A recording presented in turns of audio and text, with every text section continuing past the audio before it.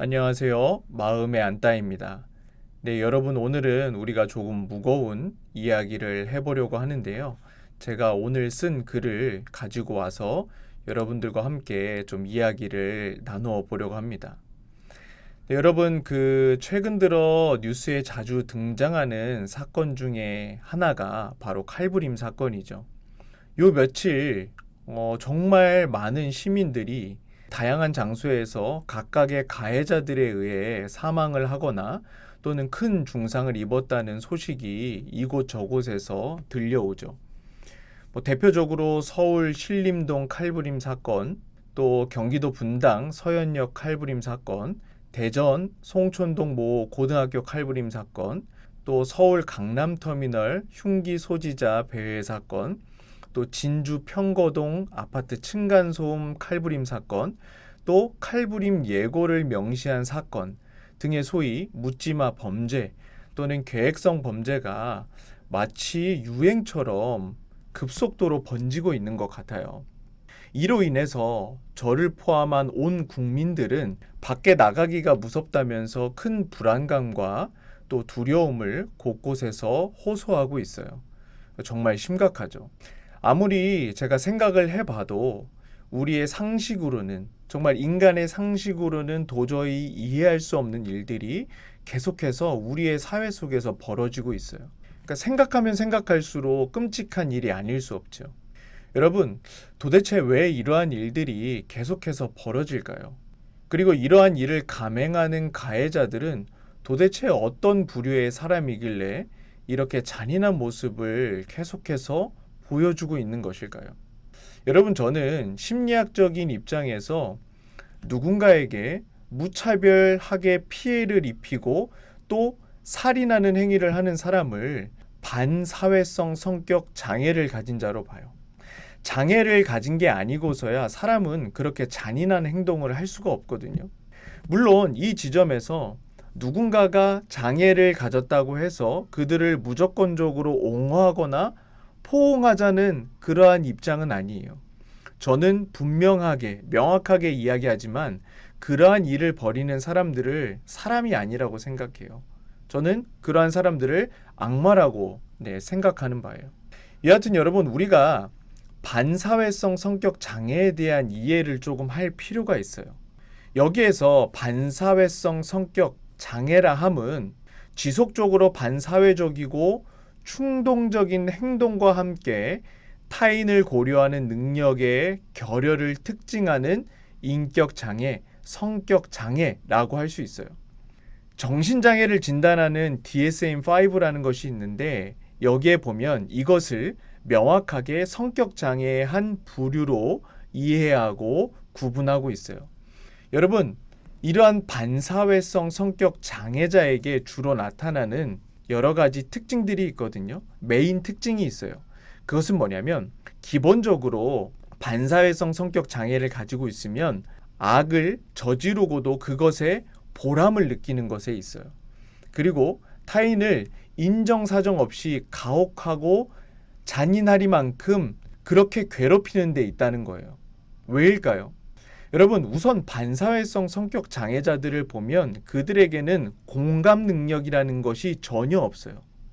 그래서 누군가를 공감하지 못하기 때문에 무차별적으로 타인을 해칠 수 있어요. 그리고 이들은 타인을 해치는 것을 직접 내가 눈으로 보면서 뭘 느끼냐면 내가 강하다라는 것을 인정하게 되고 또 매우 만족해 해요.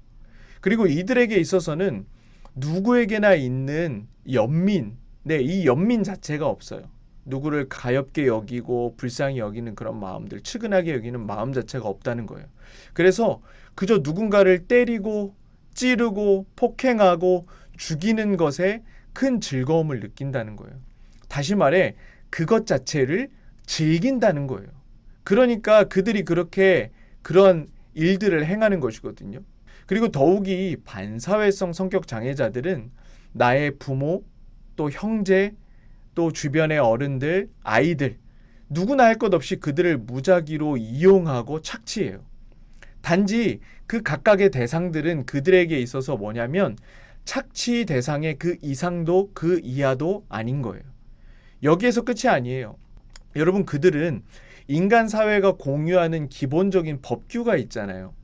다시 말하면 사회에서 정한 규범들이 있는데 그것을 절대 따르지 못해요. 이러한 규범을 정말 대수롭지 않게 또 가짜는 것으로 여기면서 적대시해요. 그러면서 내가 범법하는 이 행위에 엄청난 쾌감을 느끼고요. 또 존재의 강함을 느낀다는 거예요. 굉장히 심각한 거죠.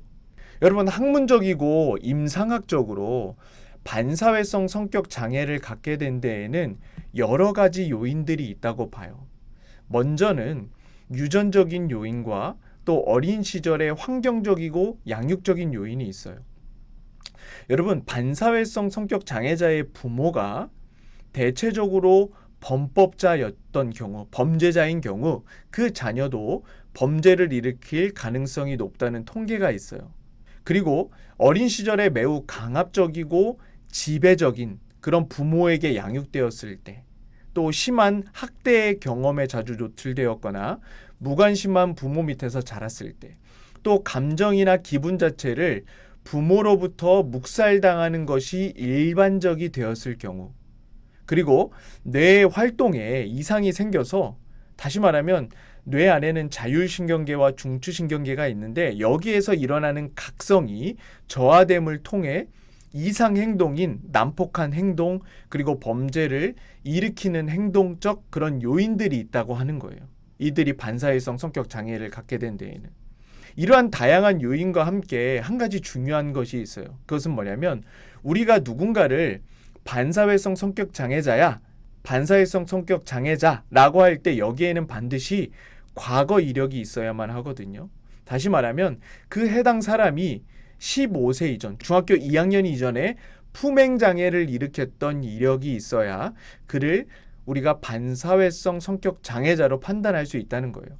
아까도 이야기한 DSM-5에 의하면 품행장애의 주요한 행동적 특징은 크게 4가지가 있다고 보거든요.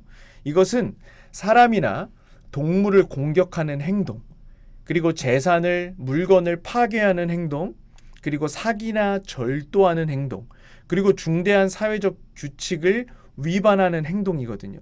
그래서 이러한 행동들이 15세 이전에도 지속적으로 나타났었다면 그 사람을 우리는 반사회성 성격 장애자로 봐도 무관하다는 거예요.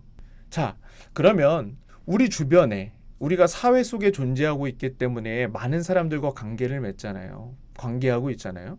그러면 우리 주변에 존재하고 있는, 가까이에 있는 이 반사회성 성격 장애자를 일반인인 우리가 어떻게 분별하고 감지할 수 있을까요? 이를 분별하기란 매우 어렵지만 그럼에도 불구하고 우리는 그들에게 나타나는 주요한 행동적인 그 특징들을 살펴볼 때 그러한 반사회성 성격 장애자를 찾아낼 수 있다는 거예요. 그래서 우리가 반사회성 성격 장애를 가진 사람들에게 나타나는 몇 가지 행동적 특징이 무엇이 있는지에 관해서 제가 오늘 소개를 하려고 하거든요. 먼저는 첫 번째는 내가 하는 잘못을 전혀 인지하지 못하는 사람, 그리고 그 잘못된 행동을 어떻게든 합리화하는 사람을 우리는 주의 깊게 살펴봐야 돼요. 그리고 두 번째, 수시로 또 막무가내로 타인의 영역을 침범하는 사람, 나의 영역을 막 수시로 그냥 나의 동의 없이 침범하는 사람들을 우리가 주의 깊게 살펴봐야 돼요. 그리고 세 번째, 타인을 배려하지 않고, 나를 배려하지 않고 조금의 죄책감도 느끼지 못하는 사람들을 우리가 주의 깊게 살펴봐야 돼요. 그리고 네 번째, 행동이 굉장히 커요. 제스처가 크고 굉장히 그 행동 자체가 가학적이고 폭력적이고 잔인한 모습이 보여지는 그런 사람들, 우리가 그런 사람들도 주의 깊게 봐야 돼요. 그리고 다섯 번째, 눈치가 굉장히 빨라요. 눈치가 굉장히 빨라서 상황을 잘 파악을 하는데, 그런데 중요한 건 이러한 상황 파악은 빈틈을 노려서 나의 뒤통수를 치기 위함이거든요. 네, 이렇게 우리를 조금 주의 깊게 보는 사람들, 우리 주변에 눈치가 좀 빠삭한 사람들을 우리가 주의 깊게 바라봐야 된다는 거예요. 그리고 마지막 여섯 번째가 있는데, 빈번하게 사람을 잘 속이는 사람들, 우리는 그런 사람들을 주의 깊게 잘 살펴봐야 돼요. 여러분, 제가 이상에서 이야기한 이 6가지, 내 주변에 이러한 모습과 행동을 지속적으로 일관하는 사람들이 있다면 우선은 멀리 하시길 바래요. 네. 여러분, 최고의 방어는 맞대응이라기보다는 사실은 그러한 일을 안 만드는 것인데, 그러한 일에 노출되어 있다라고 한다면 피하는 것이 최고의 방어거든요. 그래서 이러한 사람들, 이러한 행동이 주변에서 나타나고 있다면, 그러한 사람들이 있다면 여러분들 잘 피하시길 바랍니다. 네, 여러분, 제가 현장에 있는 사람으로서 이러한 일들이 벌어지는 모습을 보면서 매우 안타깝게 생각을 해요. 굉장히 이런 사람들을 우리 일반인이 분별하기는 매우 어렵고, 또 심리 상담사인 저희도 이러한 반사회성 성격 장애자들을 만나는 경우가 많은데 이들을 상담하고 치료하기란 굉장히 어려운 일이에요. 그러나 우리가 무엇인가를 좀 더 선이해하고 있다는 것 자체가 우리가 좀 분별할 수 있는 힘이 우리에게 생긴 것이라고 말할 수 있기 때문에 여러분들, 오늘의 내용을 여러분들이 잘 기억하셔서 정말 잘 대처를 할 수 있는 저와 여러분들이 되셨으면 좋겠습니다. 그러한 일에 이 영상이 조금이나마 도움이 되었다면 저는 그것으로 만족하고요. 여하튼 여러분들, 요즘 또 더운 여름에 건강도 잘 챙기시고, 이제는 우리의 주변 그런 상황들을 잘 살펴서 안전하게 그렇게 여름을 보내셨으면 좋겠습니다. 네, 제가 오늘 준비한 영상은 여기까지고요. 영상이 도움이 되셨고 유익하셨다면 좋아요와 구독으로 또 힘을 주셨으면 좋겠습니다. 네, 감사합니다.